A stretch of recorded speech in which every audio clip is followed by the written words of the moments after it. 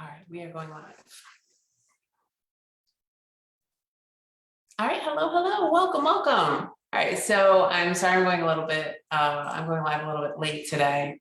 I was actually in a training, and so, but I definitely wanted to go live today because, okay, I love you all. I am so tired of hearing the word failure. And so I want us to look at this word and I want us to do some thinking about it. And I want to think, I want us to talk about some words that we can use instead of failure. Okay.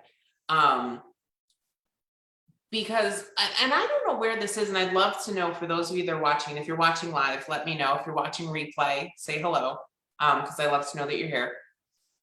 I want to know where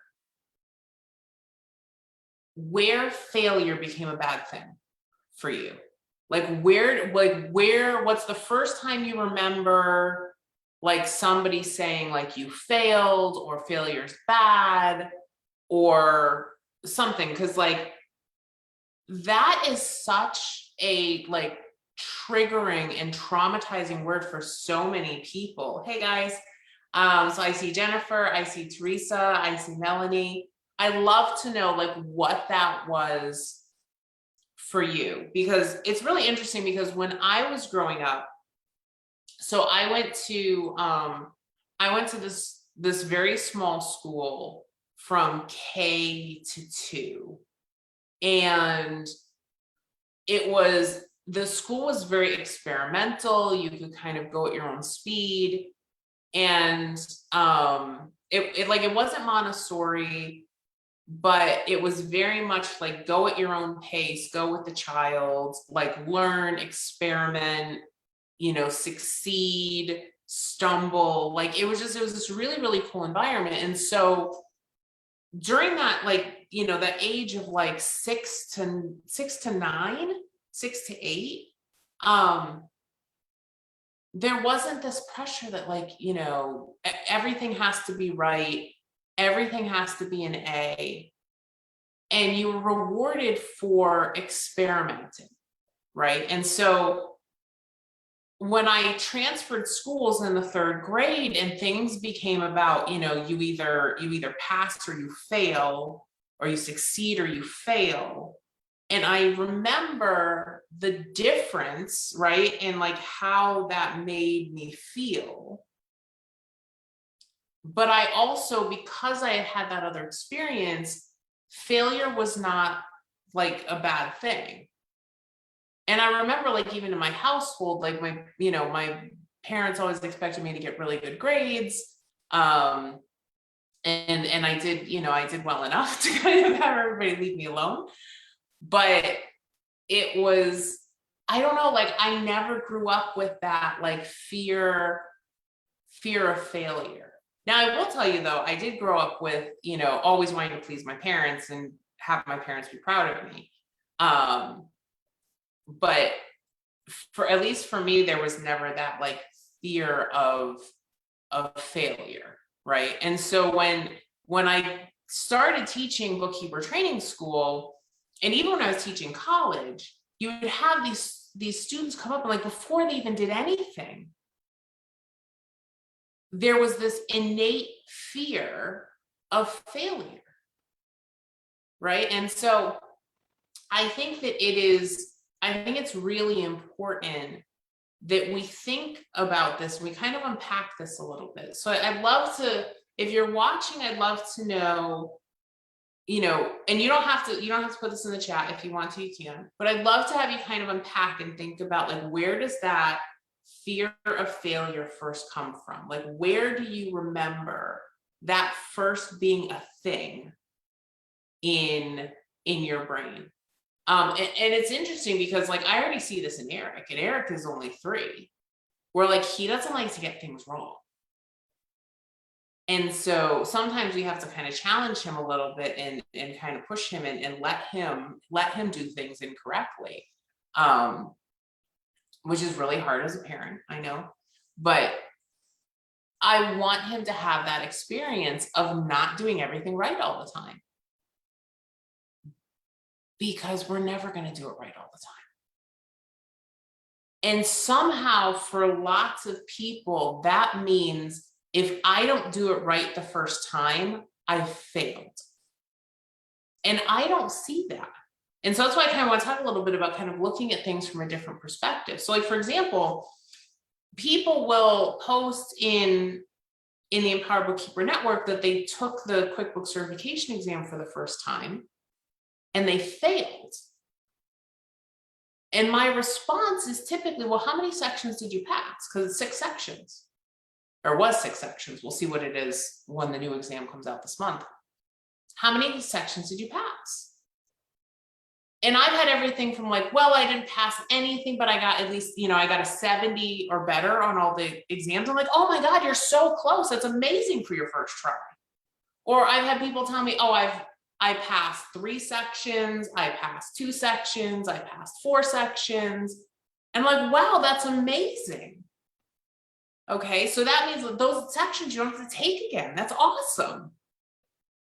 But we get so focused on I failed instead of I passed some, right? And so that's progress. Like, that's not failure, that's progress. Taking the exam is progress. But it's like we want to so badly put like a stamp on things that says I failed. And I don't understand why. It's almost like, okay, I know I'm going to fail. I've done it. I failed. Now I can go back to my life the way it was before. And I can stop trying to do this thing that I'm doing.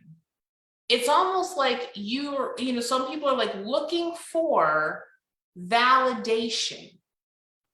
But see, I know I'm a failure. I failed. Now I'm done. I'm washing my hands of this.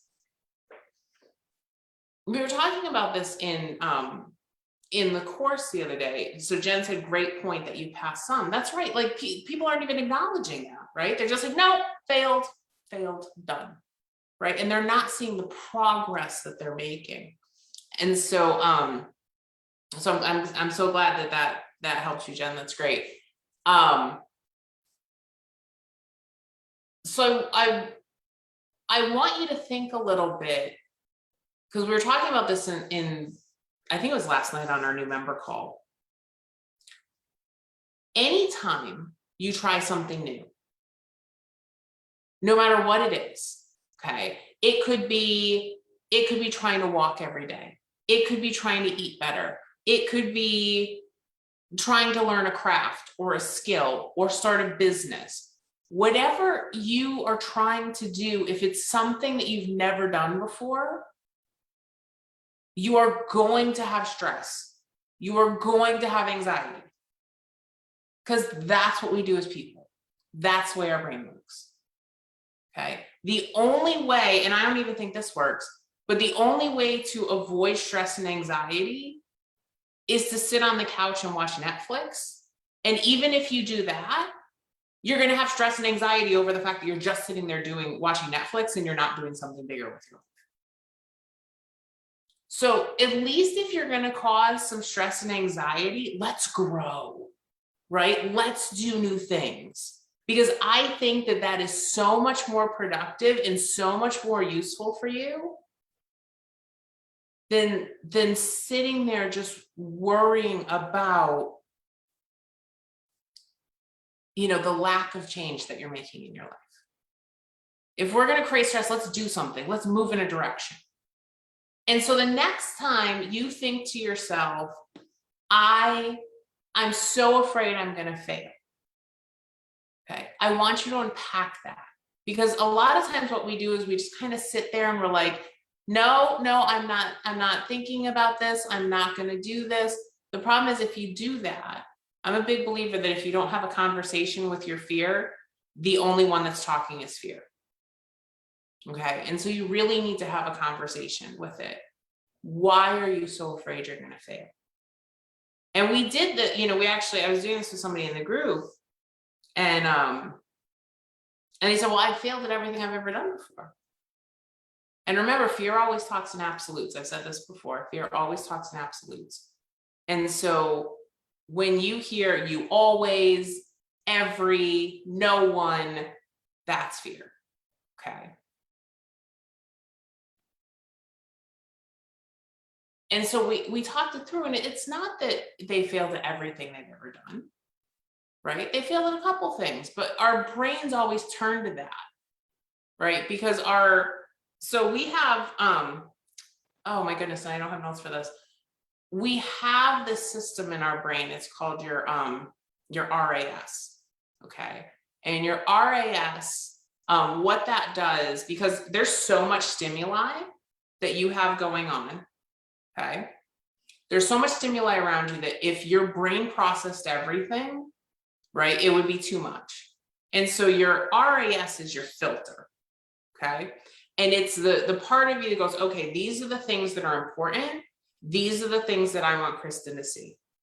So if you ever, this happened to me. So when we bought our Nissan Rogue, we bought, it was black amethyst. And I thought it was like the coolest color I'd ever seen ever. It's black with a little bit of purple sparkle in the sun. I love it. It's fantastic. But I noticed when we bought that car that all I saw were black amethyst rogues all over the place. They were everywhere. Okay. That's your RAS. That's your thing going, oh, this is important to her. I'm going to show this to her. Okay. Or if you've ever started researching something, you'll start to see it everywhere, right? It's kind of like the Facebook algorithm. It's a little bit scary sometimes, but this is how your brain works. And so when you tell yourself that you're going to fail, your brain is looking to verify that. Your brain is looking for failure. And so if you take the QuickBooks Pro Advisor exam, or you do something else in the course and you didn't do as well as you wanted to do, your brain's going to see you failed. You said you were going to fail, and I'm showing you, hi. Remember how you said you were going to fail? You thought that was important, so I'm showing you failing. See, I'm such a good brain. You told me what was important, and I am showing you what you wanted to see. Oh, and by the way, I'm going to remind you of all the other times that you thought you failed too, because you think failure is so important. And so I'm going to show you all that too. Okay? All right.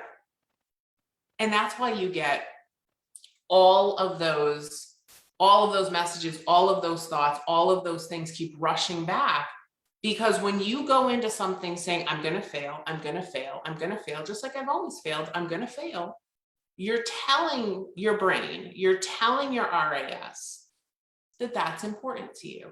Your brain doesn't know if something is positive or negative or whatever. It just knows that you have deemed that failure is important. So can we stop doing that? Imagine if you went into everything in your life and said, I'm going to be successful at this because I'm successful at things. Then what would your brain show you? Your brain would show you signs of success instead of signs of failure. And wouldn't that be interesting?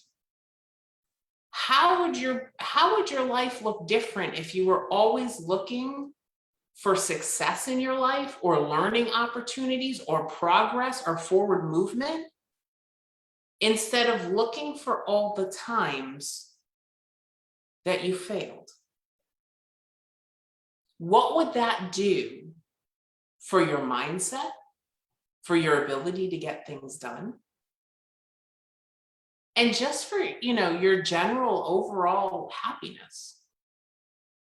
So I'd love to have you try that. Okay, so instead of worrying about failure and going into new things and saying, oh my God, I can't do this, instead say, you know what, I may not know what to do, but I know I can find the answer. And especially if you're in bookkeeper training school, right? Because we have like the most amazing supportive community in the entire world. I was literally going through to answer questions today in the group, and so many of our members have just been like super, super helpful and supporting each other and answering questions. It's an awesome, awesome group.